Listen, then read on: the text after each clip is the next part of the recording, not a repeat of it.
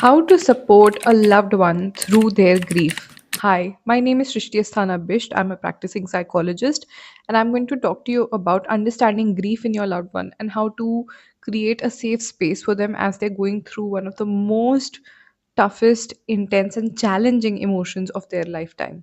Right? Why do I say that? Grief is a very intense emotion. It is something that does not compare to anything else one has experienced emotionally, right, in their lifetime. Um, why is that the case? Because whenever something else happens, when there are other life events, let's say when there's a breakup, when there is, a loss of a job, etc., these things can be pretty devastating. But at the same time, after some time passes, there is redemption, right? In many ways, there is redemption. There can be a new job, there can be a new um, like a new partner, etc., that comes in. But with grief, the person that is lost can never come back, right? And accepting that is one of the most painful things. This is not to say that they will not have anything in life that is worthwhile eventually, or they won't find some meaning and purpose, or that there's no hope. There is hope, you know but it comes through a passageway of grief which is very, very intense. So intense, concentrated sadness around the passing of a loved one, that's grief, right? So let's understand what are the various stages they go through while they're grieving. The first stage can be shock. It can be the thought or the feeling of, oh, what happened? I'm not able to process this. Is this real? This is the time where people are stunned. You see them reacting, almost being non reactive. Their reactions are not in proportion to the situation, right? You would expect someone who's grieving to cry, scream, shout, or really express themselves. I think these reactions that I mentioned are very proportional to the Indian culture and how it is expected out of people to have the immediate response. But for many people, their system does not work like that, right? It is not going to be an immediate extreme kind of a intense response. There is going to be shock. The body kind of freezes up. It's a protection mechanism because the news is too overwhelming to process. So the body kind of freezes, right? And then they move into a state of denial where it's partially starts setting in that, okay, this has happened, right? So you can see them moving out of that shock stage while they try to process what has happened. They start becoming aware of their environment, aware of, okay, what the circumstances are, okay. And this can also depend on where the person is. If the person is close to the loved one who passed away, their reactions might be a little different than someone who was quite far away. It can be a little different from someone who was not able to actively be involved in the process of being with the person who was passing, right? So can look slightly different. Denial as a stage is where the person kind of tries to collect themselves to the and orient themselves to the present. Okay, collecting themselves is not a conscious process here. It is not something that they're sitting and trying to make strategies of dealing with it. This is where the brain and the body are coming out of the shock stage almost. Okay, they're looking around in the environment. They're trying to notice, oh, this has happened, right? When the realization sets in, after that comes in frustration and anger. This is a lot of anger and it can be immediate, right? So we hear a lot of cases where doctors, nursing staff, hospital staffs were beaten up by family members, and there were a lot of claims of negligence, etc., right? People blaming god, people blaming luck, people blaming just destiny, or let's say ki, I have been such a devout parent, or I've been such a devout wife, I've been such a devout person, right? So why was my care not enough? So there can be anger towards the self.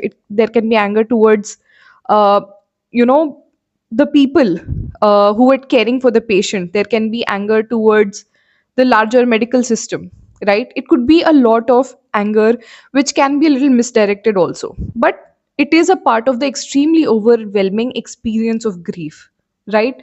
So at this stage, the person needs a little the if you are someone and your loved one is going through this stage of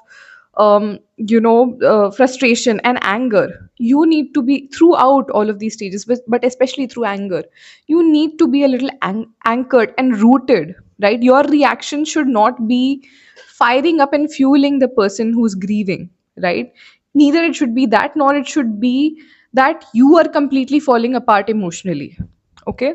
Or try not to make the grief of the other person about yourself and your unresolved issues. That can happen many times, we don't realize, but unintentionally we, you know because we as human beings don't want to sit with our emotions, thoughts, feelings. When we see someone else grieve, it can bring back memories from the time where we were grieving for something, or it can bring back the more difficult emotions, thoughts, and feelings from our past. Okay, any unresolved issues might come up when we see our loved one grieving, right?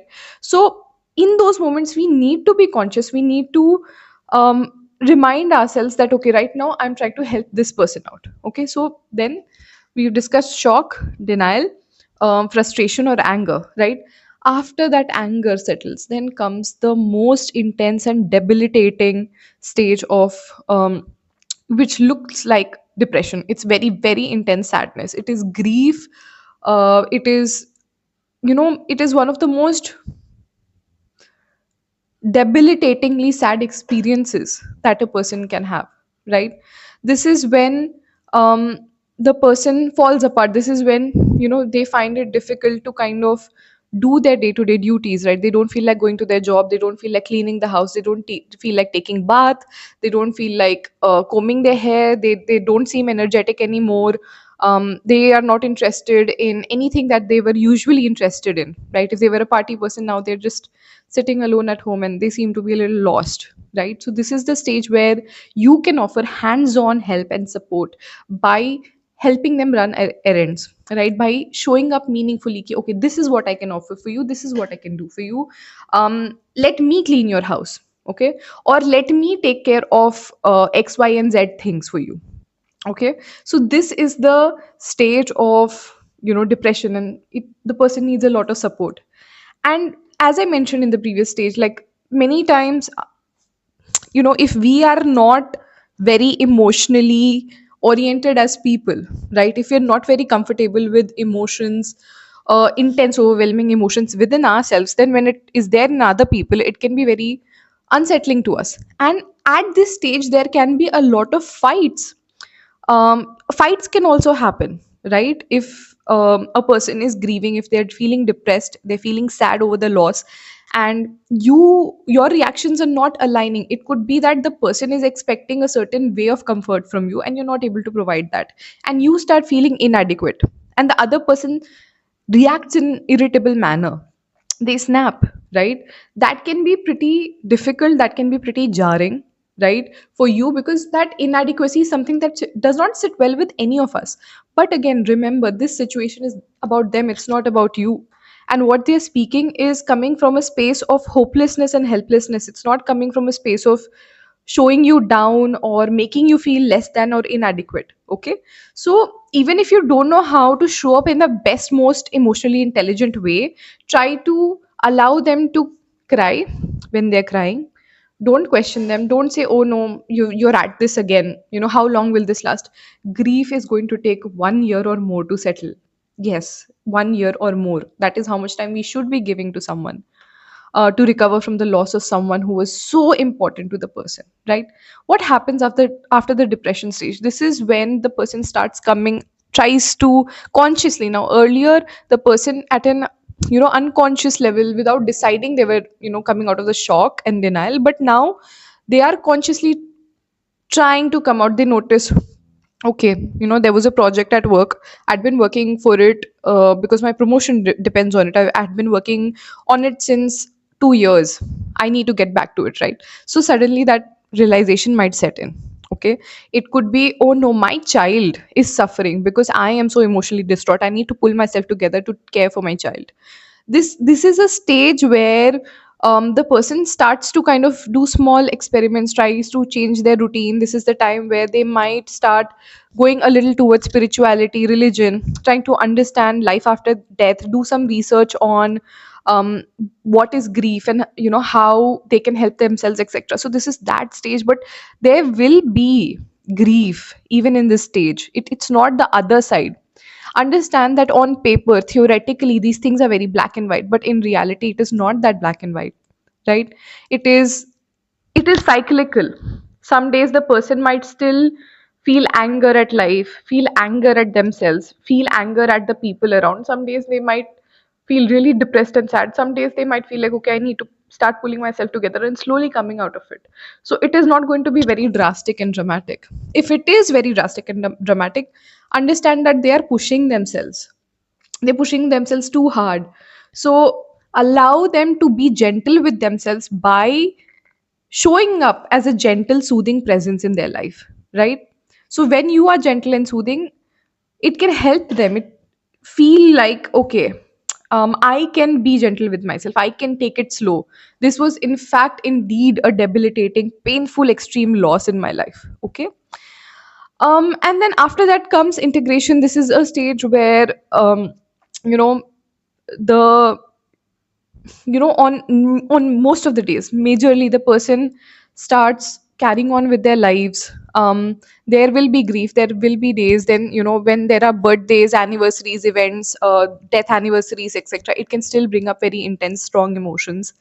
When the person sees the name of the loved one, the deceased loved one on their WhatsApp, it can bring in emotions. When they see pictures, when they see Google memories coming up and flashing on their phones, it can be pretty intense, right?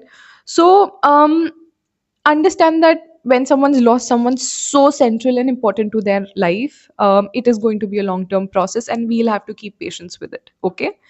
Um, so these are some of the things that can be done on your end, maybe as a friend, as a partner, as a family member, etc., right?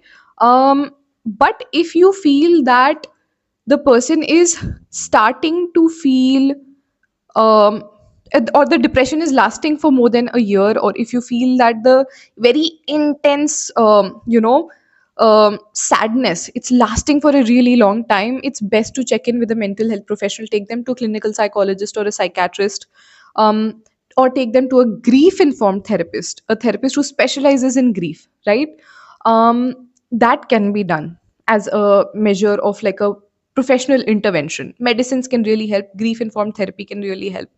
And third thing is, when the person speaks about their grief, about their loved ones, don't try to change the topic. It's very dismissive, it can be very difficult, and it can be very painful, and then the other person is still going to continue to feel the grief. It's just that they won't feel safe enough to talk about it with you. And when one has to internally process things, right, it can be very suffocating, right? So when there is a space for shared grief, or there is a space to just let out your grief, it can be definitely comforting and make it slightly easier for the person, right? So yeah, there is so much more that can be added to this subject, but I will end this video here with the basic understanding. I can also perhaps link an article to the stages of grief and understanding them more. There are also some books that I can recommend. First book is on death and dying, and second book is on grief and grieving, right? These two books, the first book is more recommended for mental health professionals as to how they can help patients and dying individuals and family members of the patient cope up better. And the second one is for someone who's going through grief, and also for a mental health professional or a healthcare professional to understand how to help a grieving person, right? So I hope these resources help you. I will continue to make such videos on topics that are relevant to mental health and relevant to our existence as a human being on this planet and all the ups and downs of it, right? So I hope this video was helpful. Let me know in the comments what you felt about this topic, and if there's any other topic you'd like for me to cover, let me know. All right. So like this video, share this video with anyone who might benefit from it. Okay. And don't forget to subscribe to my channel to receive regular, deep insights into mental health. Here in this space, we are not making clickbait content. We are not going to make glamorized, catchy kind of content. It's going to be very real, raw, honest conversations on mental health and related topics. So for that, don't forget to subscribe. Thank you so much. Have a nice day.